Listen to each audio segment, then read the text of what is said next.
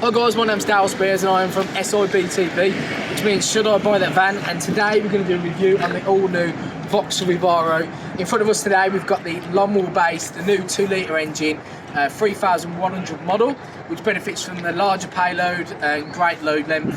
Obviously today's video is about opinion, so there might be some stuff in today's video you think, great, I like that. There might be some stuff today you think, no, I disagree. Pop it in the comment section below, let us know your thoughts. It's about feedback in the community.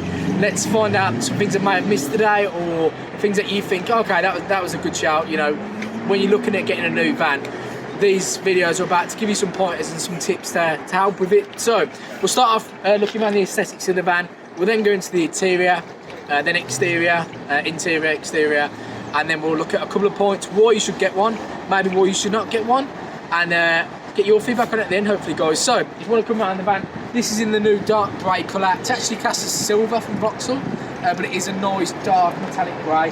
This is probably one of the best sellers. It's got good resale, and it's the in colour at the moment. So it's 2020 now. In vans, the grey is the most popular colour in a van, and it does hold a really good resale. I think we've signed right inside, it looks the part. We've got the nice grille. It's a nice Mickey looking grille. Obviously Vauxhall is part of the PSA group, so the Citroen, the Peugeot, Toyota, I believe that's right, and the Vauxhall all under the same group of vans. So in this instance, the Citroen Dispatch Enterprise will be the same league. This is a Vauxhall Vivaro long wheelbase Sportive model. So these do look like alloy wheels, however they're not. They're just wheel trims, but they're a smart looking trim. I think what's a good thing to take into account is if you do scuff a trim, it's 20 quid for a new trim.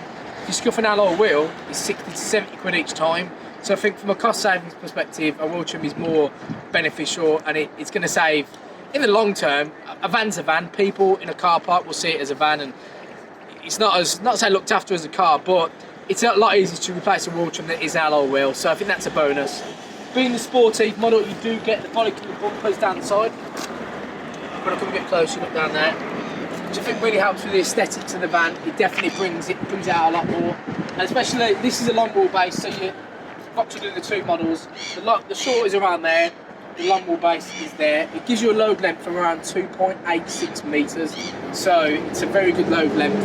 And this particular model is the 3100 2-litre engine, so great on fuel, very nippy as well. But let's come around, we'll have a car at the back of the van, we'll see the internal dimensions, and then we'll look in the cab. So looking in the back of the van, again being a long wheelbase model, it's got a load length of 2.86 metres, and I believe it's around 1.5 from the wheel arch to there. This van has actually, for the size of the van, got one of the biggest payloads. I believe right to 1.4 tonnes, which for any van, a 3.5 tonne is a massive payload. It's huge, and especially for the size. So if you are carrying that extra bit of weight, that 2-litre engine in this model is great. They do also offer a 1.5 engine. Again, same as a Citroen, and a 2-litre engine. For carrying the extra bit of weight, it's physics. A bigger engine will always carry it better. The 1.5 engine are good. They are good on fuel. But if you are carrying a considerable amount of heavy weight, this is the one. In the back as well, again, it's a decent amount of space. You've got twin doors. So twin side loading doors, I've been saying that for a long time, and some customers and some people go, oh, but it's more doors to break into. Well, yeah, but what you can do is board the doors off. But if you're in a tight car park spot, you know, you're central London, Birmingham, and that extra door is always a bit of a bonus. It's always a bit handy. We'll open it up and we'll actually look through if you want to come round, and we'll see from the side view. Obviously these newer vans, and obviously that will go, if you open that side door there, your bulkhead, you've got the hatch. You can get from bulkhead to rear, right underneath the cab, just shy of around the 4 metre mark. So for extra tubes and extra length, the seat in the front does fold forward to give you that extra, basic extra side length in there. What I mean with the twin doors as well, just practicality. So it makes it a lot easier, a lot more practical, a lot better. I mean, I'm 5'6", which is still a decent amount of space in the back, so it's not really small, or you know, you can still work around it. It's a good size van. But let's look in the cab. We'll talk about the drive-wise of it, and then we'll get some points from there. So guys, we'll look at the interior now, and I think this is where the Vivaro really stands out. It's solid, it's a lot more squared off than the old shape, and a lot of the things like your plastic, again it is PSA group, so it's Citroen and Peugeot, but the plastic, it feels more solid, it feels more durable, it feels stronger, and it does have a little bit more detail than the previous shape. And from being in it, you'll feel that. You want to come through to the cab. So across the dash, you've got the nice squared off steering wheel. Makes it look a little bit more sporty. Being a Sportive model, you get that extra bit of spec. You've got your volume command. You've also got on your side there your cruise control and speed limiter. So them long journeys, cruise control is absolutely great. Sportive model is standard, so there's nothing here that's an optional extra, but that's not on a standard model Sportive, for example. So I'm gonna come over to the side here now anyway. The great thing is this infotainment system. So this particular model comes with Apple CarPlay and Android Auto. So what that means is you plug your USB through the system and it will mirror your phone onto the screen. So you can use apps such as Waze, Google Maps, Apple Maps. It's a lot more user friendly, because if you've got a built-in sat nav, and I don't know, you guys in the comments can say that you've had a built-in nav and every month it needs an update, or you're driving down the road and you're in the middle of nowhere, you're just an arrow. Your phone constantly updates. So people go, well, it's not a built-in nav. Yes, but it's better than a nav because it's functional, it's updating all the time, and obviously most of us, a lot of business users like yourself, internet's really important. So you have a 4 gigabyte plan or an internet plan, just makes it a lot more flexible. Again, for company drivers it's not ideal, but who've got their own phones using their own internet, but for your driver and it's your own van, it is a really good bit of kit. So you've got a nice little tight glove box there anyway as well. It's like a secret one. Nice bit of storage on the end there. Seating positions, you've got 3 seats, you've got a USB port down the bottom, you've got the heated wind mirrors. It still doesn't come with a heated screen because Ford has still got that, and a rear view mirror, but I'm not really sure what that's for, to be honest, because obviously I'm guessing if it's for the crew vans or your 9-seaters, because in a particular van it's not really useful. Now drive-wise, I've been out on the road on these. We don't really talk about in our previous videos the actual drive of the vans, and I think that's something that's really important. This particular model, for example, is very comfortable on the road. It drives modern.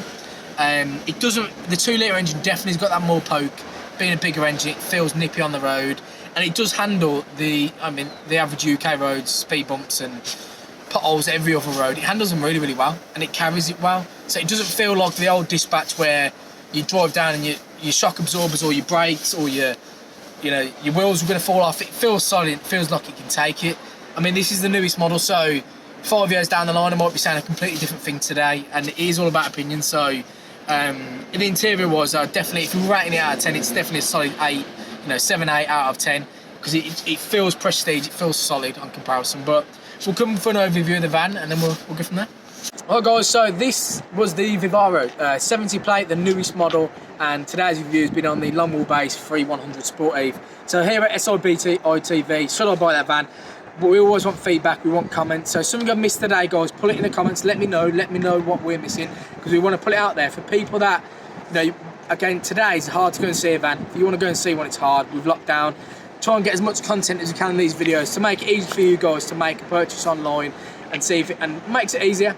So anything you miss, let me know. But we're doing SIB TV 5 top things about the new Vauxhall Vivaro, and I say that one of the top things is the aesthetics. It looks modern, it looks ageless, and it's timeless. It's going to look great for the next 5-10 years. I think they've done a cracking job with the outside of the van. To the drive-wise, it's a lot more solid. You feel a lot more planted than the old Vivaro. It's definitely a league above, 100%. So, number 3, fuel economy. Vivaro and Citroen, Peugeot have always been great on fuel. So fuel economy has always been great. I think across the board, it's never been a major issue, but the fuel is great. Realistically, you can get up to 40 miles per gallon. You're realistically aiming, because of the size of the van, the weight, it's going to be 30 to 33, 34 miles per gallon. And that's just from driving the van, using it daily. It's absolutely great. Number 4, the interior, the Apple CarPlay, the functionality, how you can use your phone. It's modern, it's up to date, and it's easy. And number 5 is that load length in the rear. 2.86 metres is a great load length, and I think that's needed in medium-sized vans. That should be it's a staple, really. You get your sheets straight in there. It's nice and easy. So I think downsides of it. I don't want to be negative on the reviews and downsides, but I'm a big Ford fan myself. I do like Ford. Do I feel like it's as prestigious in the cab? I don't really, but it's very, very close. And for the price bracket, the saving, a Transit Custom will set you back 24. It's 18. So with discounts, or depending on where you buy the van from, you can get certain discounts. But to give you an example, a 5-6 grand difference in price, and it's a cracking van. It is huge. So it's a negative, but in a way, obviously a positive at the same time. So that's pretty much it, guys. If you drop in the comments, any more comments about my haircut was great, or being Oliver's, not a problem. Any comments we welcome them. Put more in there, guys. But give us some feedback on the channel. Like, subscribe and share. That'd be absolutely fantastic. If you can aim for at least like 40-50 likes, we really appreciate it on the channel. It just helps us grow and helps you guys here. And yeah, my name's Dale Spears. Thank you for today. I appreciate you watching. See you on the next one.